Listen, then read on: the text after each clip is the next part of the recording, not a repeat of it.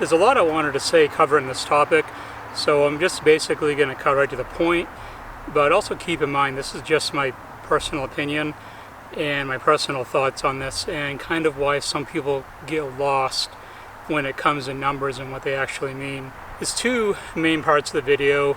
First part I'm going to talk about is what this put down on the dyno and why there's such a discrepancy between what one Cobra puts down and versus another one with similar mods, why there's differences between the two. The second part of the video is going to cover standard correction factor versus SAE, and ultimately why in the end neither one of them really matter a whole lot. Okay, so to start out, this put down 658 on the dyno on 93 octane with a Whipple 2.3, 18 pounds of boost, long tube headers, 6 pound lower, 3.5 upper on the Whipple. In my video of the dyno video and in some comments on some other Facebook groups after that, there were some people that had a really hard time believing what the car put down for numbers. And basically what I wanted to discuss was why some of these cars just seem to make more power than other cars, and I think there's some valid reasons for that. This kind of touches on the second part of the video a little bit, but one of those discrepancies could be due to standard correction factor or SAE, depending on what the dyno is using for what he corrects it to, and whether he gives you a graph for both. You know, it's individually, each tuner will do it differently. Some will give you a graph for both, some will only do one. It's just how they want to do their business, or whether you ask for both, I'm sure most of them will give it to you. So there's that difference whether you have a standard or SAE corrected graph. I think probably one of the biggest reasons why you can see two Cobras with very similar mods put down different numbers is it comes down to these were built by hand by two-man team, and actually women too. There were women that helped assemble these engines. So you have two individual people that were working on these motors to assemble them and put them together. It's not out of the realm of possibility that some of these engines were just assembled differently, better, maybe some things done to them that other ones weren't. I read a comment from someone who builds these cars, very familiar with them, and he said that even a degreed stock camshaft will show a benefit. So who's to say that on some days where some of these cars are being assembled, at least the engines of them, that the person or the people that were assembling them, the persons meaning the two-person team, maybe some of these stock camshafts are degreed, maybe they're not, who knows, but it's not out of the realm of possibility for why some of these cars just, for no reason that anyone can really explain, that they pull more power than what other cars do. I think there's so many small deviations of how these engines were probably assembled on the line when they were first done that, you know, there is going to be differences between these engines, and some people just get really powerful ones and some people don't. I'm not saying that Cobras don't make good power, but in relation to other ones that do, there's going to be some differences in there. So when you take one of these engines that's making more power than other ones and throw mods on top of the same mods of another car that maybe didn't get the same amount of horsepower out of the factory, you're going to have a difference on the dyno, and that's one of these factors that people never consider. I really hate the mindset of you put X mod on this car and it will make X amount of power. That is true to an extent, but there's a deviation factor within there, and you could see 10, 15, 20 rear wheel horsepower more in some cases. And when that does come up, you always have these people that doubt those numbers. They accuse the graph of being wrong, the dyno of being high, the tuner of doing something funky with the graph. They don't take this other stuff into consideration at all, and I think it's far more of a possibility of just differences with the car, with the engine, more so than the dyno being off, the tuner doing something weird with the graph.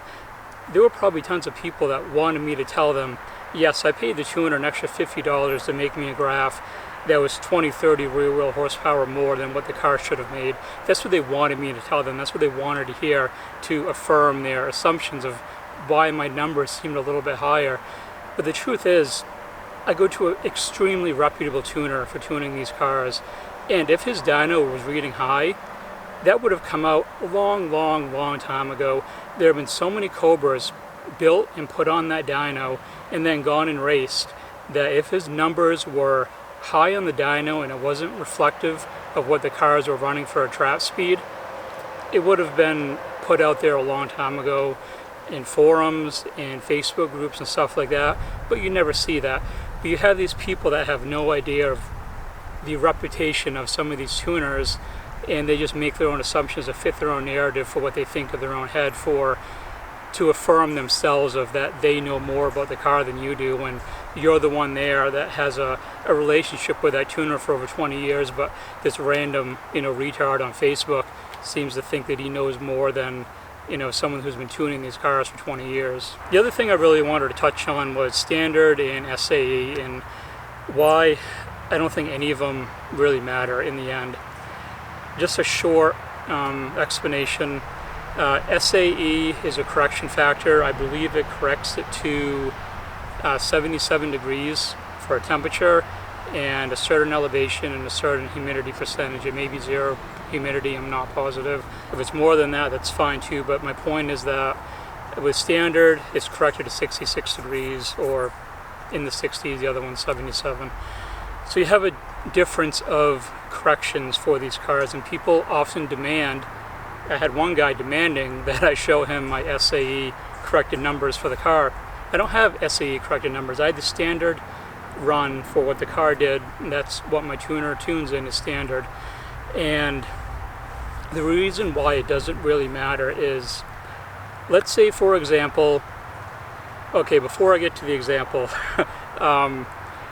if you're down, I'm going to use Florida as an example. I'm not picking on Florida, it's because I'm using it as an example because it's often seen as a very hot and humid southern state, so I'm using Florida as an example. You say that it's like 90 degrees and 100% humidity, just hot as balls outside, and you take your car to have a dyno tune that day. So regardless of what the temperature is outside, you have your correction factor of SAE. So you do your run, the car gets tuned, it spits out whatever it spits out for your number.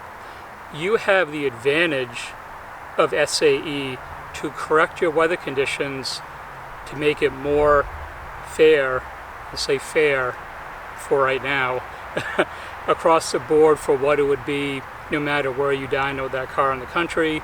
It would have the same power output. I understand that and why SAE is used. In my situation, when I had this car dyno tuned, SAE is a disadvantage for me. It was not 77 degrees that day I had this car dyno tuned. It was in the 50s. There was no humidity. So why is it fair to me that someone in Florida gets to use SAE to their advantage to make their numbers better because of their weather, where if I use SAE, it's a disadvantage? Why am I penalized because I live in a climate for the time of year I had this dyno tuned that it was very cool, crisp air, but I can't take advantage of that? I have to go to a standard that's higher for temperature to get accurate numbers. I don't see how that's fair to me. I've always had the mindset of the car makes what it makes. It doesn't matter what it makes on the dyno. So you do your pull at SAE for the correction factor down in Florida, where the temperature is currently 95 degrees. This is a hypothetical day in the future. 95 degrees with 100% humidity. It's hot as friggin' hell outside. You get your SAE number. You unstrap the car from the dyno and you drive it down the street all happy. It's tuned, making big power. What you're making, as soon as you come off that dyno, is not what the car is actually making. That SAE correction is just a feel-good number for you at that point, because what you're actually making on the street with the real world weather conditions as of that time is completely different. So what does it matter what the SAE correction factor is. It's not what the car really makes. It only makes that power on the dyno with a correction, where on the street it's totally different. Now, how many people have heard the term boost weather? You know, everyone raising their hand right now watching this video, of course you've heard boost weather. Why do you think boost weather is such a big thing? It's because the temperature gets cooler, the car produces more power with cooler, crisper air, and I'm speaking specifically for boosted applications like with a Terminator.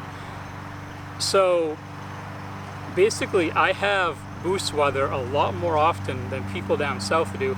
People down south get all excited because it's 60 degrees outside and they think it's boost weather. It's 60 degrees is not boost weather. Do a pull up here in October when it's like 45 degrees out if you really want to feel what boost weather is like. So people get all excited about boost weather because their car is now making better power, more power on the street because of the ambient temperature, lower humidity, lower temperature, all that stuff. So it's to their advantage, but they still rely on the numbers that the car put out on the dyno with SAE when, you know, if you take the correction factor numbers of SAE, all those parameters for the humidity, the temperature, all that stuff, how often are you driving the car in those exact conditions? Probably never. Just like I'm probably never going to drive this in the correction standard that it was dynoed in for standard correction definition. Very rarely do you ever get the numbers for the temperature and everything else to be exactly the way it was for a correction factor for any dyno, unless you're going uncorrected, which is what it will make based on the weather that day and everything else. And I understand that uncorrected is a standard that's not widely used, and I think it should be the most widely used standard because people shouldn't be penalized because they live at a low elevation and close to sea level and live in a cooler climate with less humidity. And I understand why these SAE and all these other correction factors exist. I know why they exist. It's to make a level playing field across the board for everyone. But the thing is, when people start demanding that you show your SAE numbers when your SAE numbers are not fair, it's going to be a long time before we see 77 degrees where I live. I'm recording this on the 16th of May. It's not going to be June until we start seeing 77, almost 80 degrees. So it's, I don't know, it just really bothered me when someone took that path of demanding a certain correction factor for my car when I was closer to the standard correction factor that day. It was high 50s, about 60, and I believe it's 66 degrees for the standard correction factor. So even that was a little higher than what the actual temperature was. I would have liked to have seen what this put down with zero correction factor because, you know, no matter where you are, whether it's my climate that I live in or your climate down south, out west, whether your elevation is 7,000 feet or under 300 feet, where I had this one dynoed at, it's all irrelevant with the correction factors because it only matters what you're actually making on the street, and that's, you know, basically what it comes down to, which is my initial point at the start of the video of why these numbers really don't matter. It only matters so people can compare numbers online for similar mods, but once you're off the dyno on the street, it doesn't matter anymore at that point. So that's kind of my rant for this video. Let me know what you think in the comments. Like I said before, I understand why SAE is a standard, but I don't think it necessarily has to be the standard. There's differences where you can't be penalized for living in a better climate. Like people in Florida, they get to enjoy their cars a lot more of the year than I do because this car is up for 6 months out of the year. They're driving their cars year-round down there. I get penalized because of the climate I live in for how long I can enjoy the car.